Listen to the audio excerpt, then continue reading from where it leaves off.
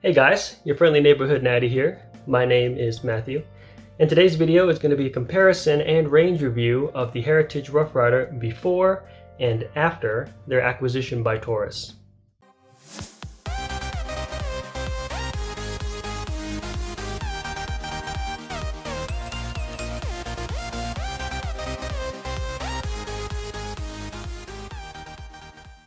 Now this Heritage Rough Rider, this is actually my first gun. I bought it when I was 21 years old. That's like 13 years ago.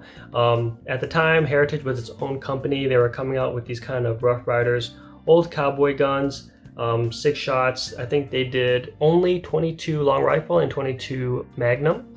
This is the steel version. You can also get one which is zinc composite, so it's going to be a little bit cheaper. You got to be careful though, because some states they have melting point laws, Fahrenheit special laws, where the gun cannot melt at a certain temperature.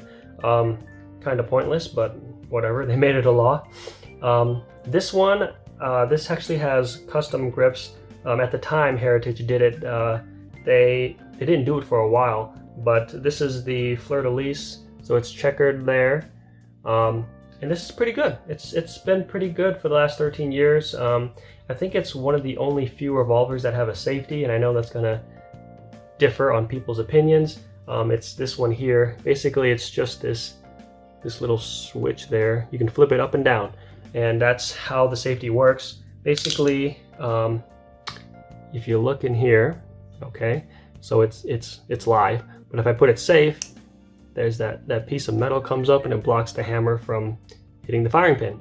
And then of course you can put the safety down, and that means it would hit the firing pin no problem. So people have their opinions about that. I don't use a safety at all. I just treat it like I do all my other cowboy guns. Load one, skip one, load the rest. And then of course, if you've only got 4 shots, 3 shots, 2 shots, 1 shot, there is a specific formula for that. I think it's 2 less from maximum. That's the way that I was taught. So I don't use a safety at all. I just treat it like a regular cowboy gun, and that's pretty much what I've done for the last decade. So this has been pretty good to me. I like it, and it hasn't been a problem. So why get another one? Well, Heritage, at this time they were bought out by Taurus. So when I got this gun, Heritage was its own company, and then they got bought out by Taurus, and they started making a lot more stuff. So, you know, they had them, I think there was a time, but they may not do it anymore. They had it available in 45 Colt, which is really cool. And then they also do grips like this. So instead of your regular kind of standard gunfighter grip, you get more of this Birdhead is what it's called.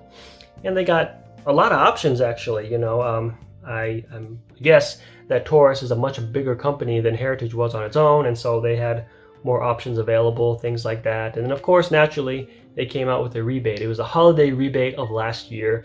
So it's $30, and it applies to any Rough Rider and maybe a few other guns, but I was only interested in the Rough Riders. And you know, the options that they had, I looked at a couple. They do have like the bar keep or shop keep, which is like a super small, like barreled gun. It's kind of cool. And I thought about it, but I ended up going with this because when you go shorter than the 3.5 inch, this ejector rod, there isn't one. You don't get an ejector rod, so you got to punch out the empties by itself. Is that a big deal for, you know, an outdated weapon like this? Probably not, but you know, growing up with my cowboy action shooting skills, I just rather have the ejector rod. You know, it's just what I'm used to, so let that be my own personal weakness. So anyhow, I did make the order for this gun. I don't remember what the date was, but you know, I made the order. I got the gun. It took a long time actually to get the gun, but that came in, and then I filled out the form for the rebate. And I gotta say, Heritage is a lot more slower. They're more slower, they're more strict, and they're not very punctual with their rebates. You know, the fastest one I've ever had is CZ. When I bought the P07, that rebate came in super fast. That was really fast. Century is pretty average. It wasn't fast, it wasn't slow, but they still got it. I think one of them was really slow. I don't remember if it was the AK or I think it was the MP5K, just because the rebate was so high. It was like $200. That may have been why that was slower. The AK rebate was like $75. And then the Smith & Wesson, they also came in a timely manner. So Heritage, I don't know why, Heritage under Taurus, to be fair, they were really slow about it, and they're way more strict about it. So I probably didn't read their instructions correctly, and fine, that's on me. They don't accept a photocopy of the label. Now, what they're defining as a label is really the sticker. It's really the sticker that they just attach on the side. That's it. That's their label, as they call it. But they want the original of that. You can't take a picture, print it out, and send it to them. It doesn't count. I didn't know that. That worked for everybody else. CZ didn't complain. Smith & Wesson didn't complain, and Century Arms didn't complain. But Heritage will complain. If you try to take a picture and send that to them, they don't accept that. And so what happens if you get rejected the first time and they put it in their files as a rejection and stuff like that? They send you out another card telling you the reason why they rejected it, but you have one more chance. You can send it in again correctly, and then they will honor the $30 rebate. They really want to protect the $30, you know, they don't want to give that up. And so the instruction was, of course, send in the label. But I did call them and I asked them, like, what are you guys asking for? Because a lot of the other companies, they're fine with the order receipt that you buy, and then you send that to them, and then they give you the rebate. And they didn't accept that. They don't accept the photocopy, they don't accept the receipt, and they say it's got to be the sticker. So it's the sticker on the side of the box. And I said, okay, the sticker is very like cheap made, you know, it's very like a cheapo kind of sticker. It's gonna tear. And I was right, but I was like, if it tears, like, you know, that's one chance, right? You only give us one chance, right? If the sticker is torn, I get the feeling you're not going to give us the $30. And so I was like, should I just cut out the cardboard, the flap of it? And they're like, well, if you can't get out the label, quote unquote, yes, you can cut out the cardboard. And that's what I did. I literally cut out the side of the cardboard label because I already missed chance one. I didn't want to give them an excuse to miss chance two and then deny me the rebate. So I ended up just cutting the whole damn cardboard piece out, and then I sent it in with their second rejection letter notice, and they finally did honor that $30 rebate. About time. They finally did. I don't remember when I got it, but I think I deposited it in my bank about, was it May? I think so.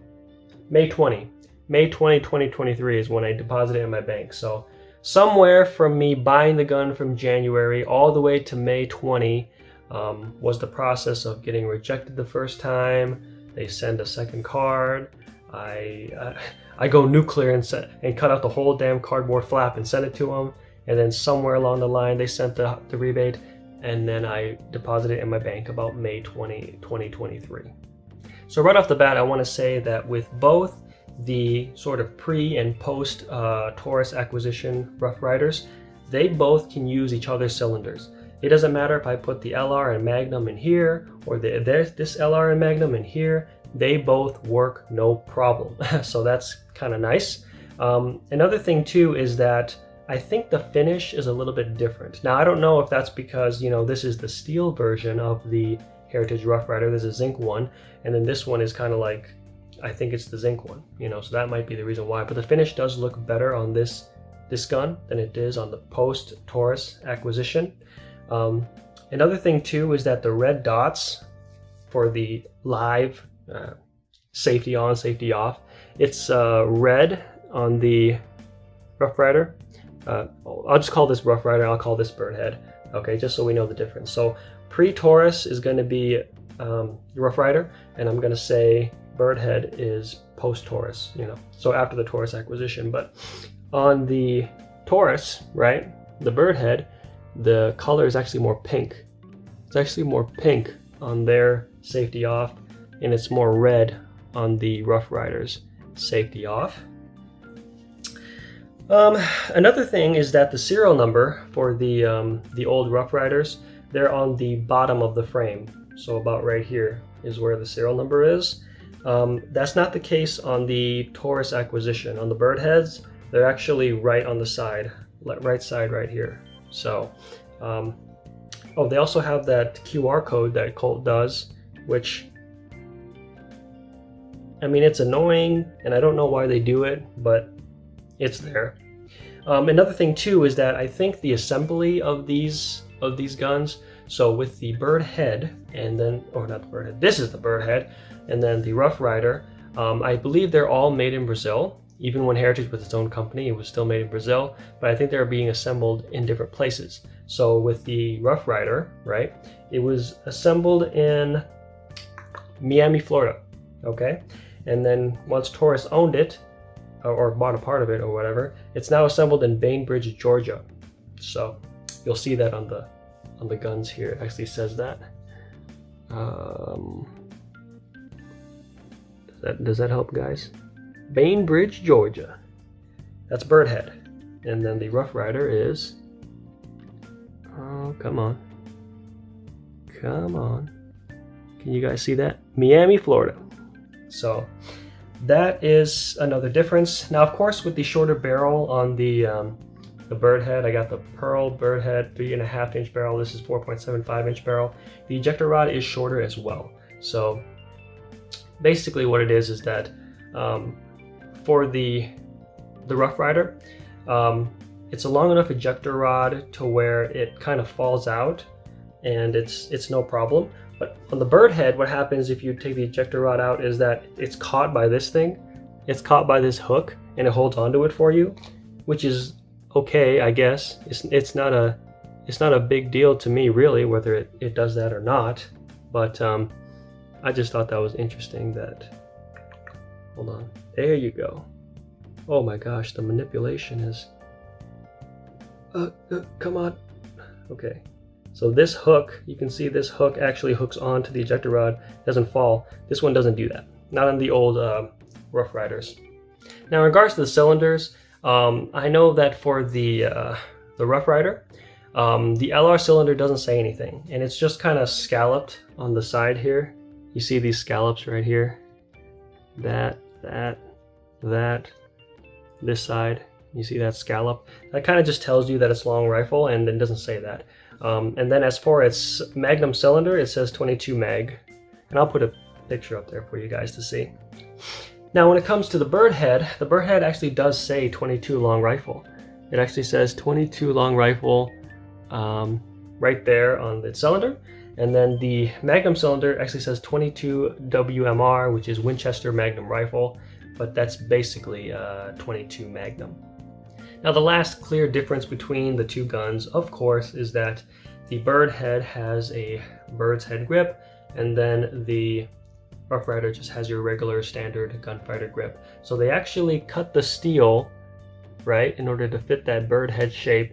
And then of course the grip is molded to the standard gunfighter grip. So that's really the two kind of, those are kind of the big differences between the pre and post Taurus acquisition of the Heritage Rough Rider design.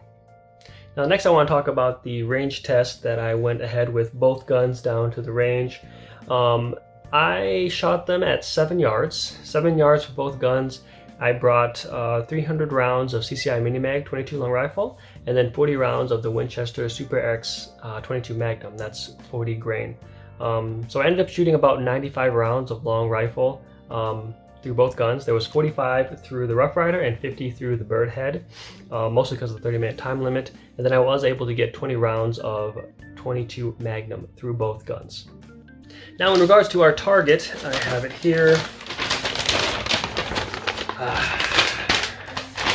My favorite one, or maybe not, I'm not 100% sure. But to start off with, I shot the Rough Rider, right? So pre-Taurus. I shot that with the 22 Magnum. It was at target 2, and what I can tell you is that it shot mostly high right. You know, shot a little high, shot a little right was how that one went. There was about 4 strings that I did for the Rough Rider, so that's 5 shots per string. The first string, there was a 37.5% failure rate out of 8 pulls, so there were 3 duds, mostly at attempt 1, 2, and 7.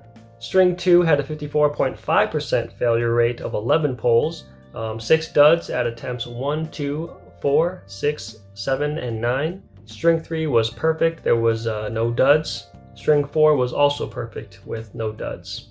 Now the overall attempt failure rate was 31% out of 29 pulls. As far as, the gun itself, I do like the grip of it. I've gotten used to it ever in the last 13 years. I would say it was a little bit hard to eject the rounds. I don't know if that's because of the brand of the 22 or the fact that the case of 22 Magnum is a lot longer. So it seemed a little bit difficult for me to eject those rounds. Next up was the Birdhead in 22 Magnum. That was going to be target 6. So right below target 2, that's going to be where the Birdhead Magnum was aimed at. And the results for that is that the first string had a 28.5% failure rate of 7 pulls. 2 duds, they were attempted at 2 and 4 is when that happened. The second string was perfect, no duds at all. String 3 was also perfect. String 4 was also perfect. So the overall attempted failure rate was 9% out of 22 pulls. As far as the gun itself, I do think that the grip is a lot more wider. It's a lot more wider, a little bit, than in your regular Rough Rider. There was some difficulty to unload the rounds, but I think that may have to do with the fact that the ejector rod is a lot shorter in the Rough Rider, and then also, of course, the case of the 22 Magnum is a lot longer. I did find that there seemed to be enough space to where I could just kind of use my fingernail and just toss the case out that way, which wasn't quite as easily done with the Rough Rider because, with the long ejector rod, it exposed more of that casing, so it wasn't like a specific area for me to just Next, I went back to the Rough Rider, Heritage Rough Rider regular, and that was in long rifle. Now, the target was 3, and as a result, I would say that it was a lot more centered. So it's still a high right, but it was like barely, whereas with the Magnum, it was a magnified high right. This one's a much lower kind of high right, so a little bit more closer to center. And then the results for that was that string 1 was perfect, no duds at all. String 2 had a 16.6 failure rate of 6 pulls, so there was a dud at attempt 4. String 3 had a 16.6% failure rate of 6 pulls, just like the last one, and that dud was at attempt 2. String 4 was perfect, no issues at all. String 5 was also perfect. String 6 had a 16.6% failure rate of 6 pulls, so again a dud, and that was at attempt 1. Strings 7, 8, and 9 were all perfect. So the overall attempted failure rate was 6.25% out of 48 pulls.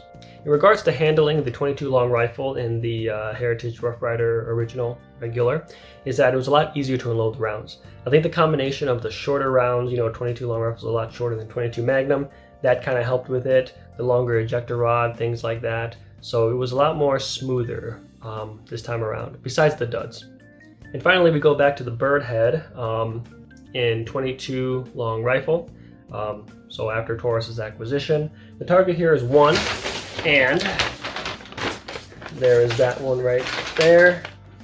So it's just like they were in Magnum, except that it's less magnified. So here it's high, not as high as Magnum, but it's just a little bit high, closer to center. So the results here are that it was absolutely perfect. So the overall failure rate would be 0% out of 50 pulls. It worked out perfectly. I found this one easy to unload the rounds as well. I think it's mostly because the case of the 22 long rifle is a lot shorter. Yes, the ejector rod is shorter, but I didn't really see that being kind of a detriment here. I was able to unload the rounds no problem. I'd also like to say that, even though it looks like this gun is better than the Rough Rider, that, 22 long rifle has a reputation of kind of not igniting when it should. And so, we got to give some leeway to that. And if, there were no duds in the Rough Rider, it would actually be 100% as well. But given that it all happened with him and not the Birdhead, then, well, we might be able to say it has something to do with the gun itself. All right, so that is the end of the video. That's the comparison of the Heritage Rough Rider before and after Taurus's acquisition. It does seem like Taurus has a little bit better quality control. I will say the ammo I used, especially the 22 Magnum, that one's a little bit old. That one's a little bit old. I only keep that one because that hit very close to on with my Sidewinder, you know, the little mini revolvers, and so that's why I kept that. But I'll be honest, I haven't seen that ammo in the store for a very long time, so it might be time to update the 22 Magnum ammo. The CCI Mini Mags, I think we all can agree that that's a very good ammunition. You know, it's very few and far in between complaints, and I do see it often enough at the store, so I'm okay with kind of sticking with the CCI Mini Mags. So yeah, I mean, that's all I got to say about the two Rough Riders. Before and after Taurus's acquisition, I like them both. You know, obviously this one is shining out as a very reliable gun, and I like it, and I'm probably going to keep it. But I've had this for 13 years. There's really no reason that I would, you know, I would abandon her. You know, she's important to me. You know, good times. First gun I ever bought. You know, you just don't get rid of something like that. But if you guys have any other questions, please let me know. I'd be happy to answer them for you. Otherwise, I hope the video was helpful for you guys. Please like, comment, subscribe, and I'll see you next time. You have a good day now, okay? Bye now.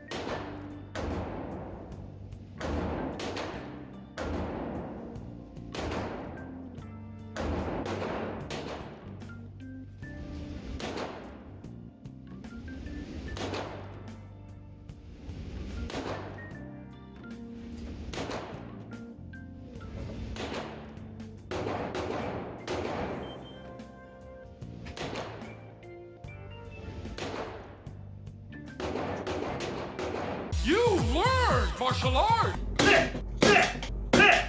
Martial arts, good!